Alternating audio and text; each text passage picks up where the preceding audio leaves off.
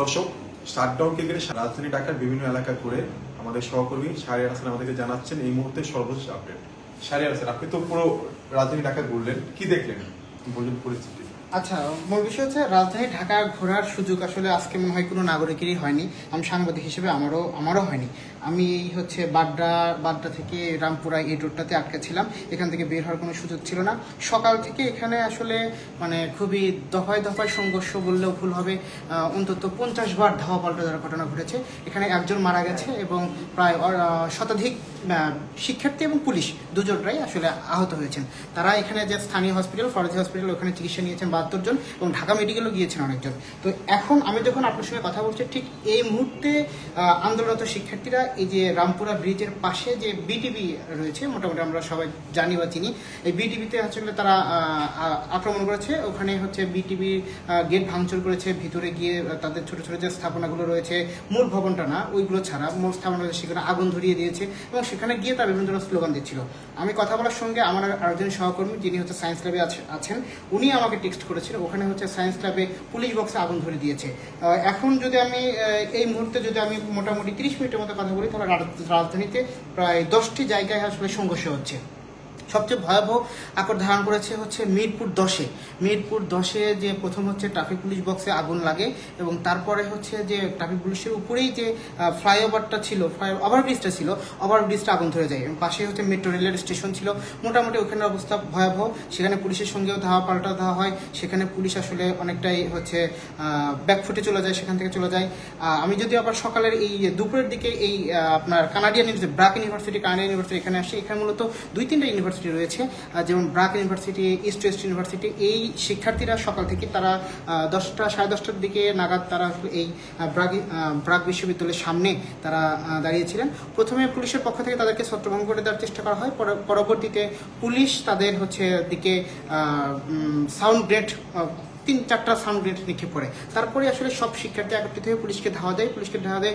কিছু পুলিশ সদস্যরা এই রামপুরা এদিকে চলে আসে। কিছু পুলিশ সদস্যরা প্রায় 70 জনের মতো পুলিশ সদস্য কানাডিয়ান ইউনিভার্সিটির যে বিল্ডিংটা রয়েছে, মানে এই ইউরোপের গোড়ায় ওই বিল্ডিংয়ে আসলে তারা আশ্রয় নেয়। পরবর্তীতে শিক্ষার্থী তাদের আরও ধাওয়া দেয়।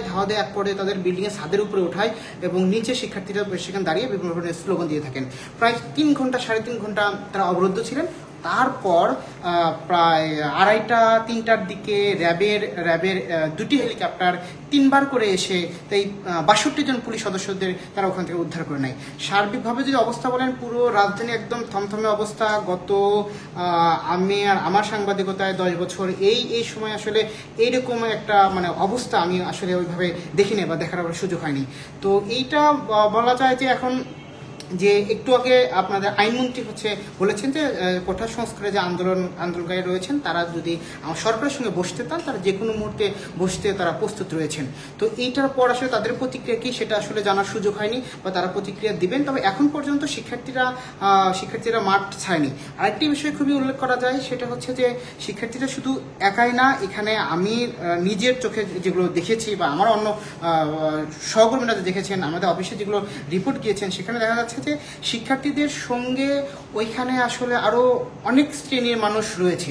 এখন অনেক শ্রেণীর কি পেশা সেটা নিশ্চিত করে বলা যাচ্ছে না, তবে অনেক মানুষই রয়েছে যারা শিক্ষার্থী না, যারা হতে পারে কোনো শ্রমিক, হতে পারে স্থানীয়রা, হতে পারে কোনো রাজনৈতিক দলের ব্যক্তিত্ব।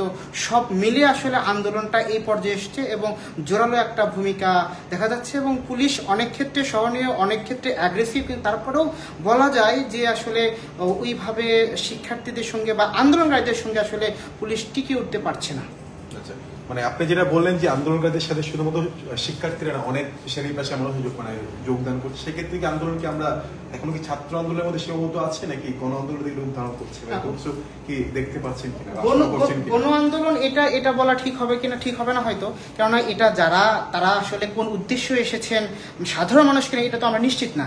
তাদের আমরা পরিচয় জিজ্ঞেস করলে তারা সঠিকভাবে বলছেন না বা বলবে না। গণ আন্দোলন বলা এখন আমার মনে হয় না এটা ঠিক হবে।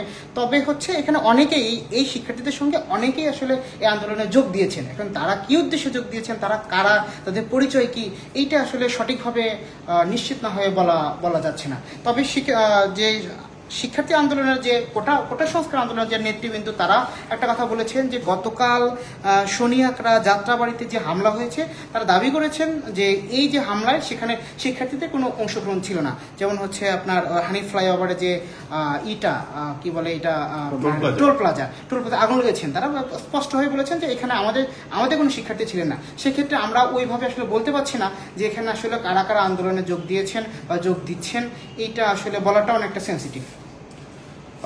দর্শক, আপনারা আমার সহকর্মী সারা জানাচ্ছিলেন সারা ঢাকা শহরের সার্বিক পরিস্থিতি এবং প্রতিনিয়ত ঢাকা শহরের আপডেট জানতে আজকের পত্রিকার সঙ্গে থাকুন। আমরা আপনাদেরকে সর্বসামনে সবসময় জানার চেষ্টা করব।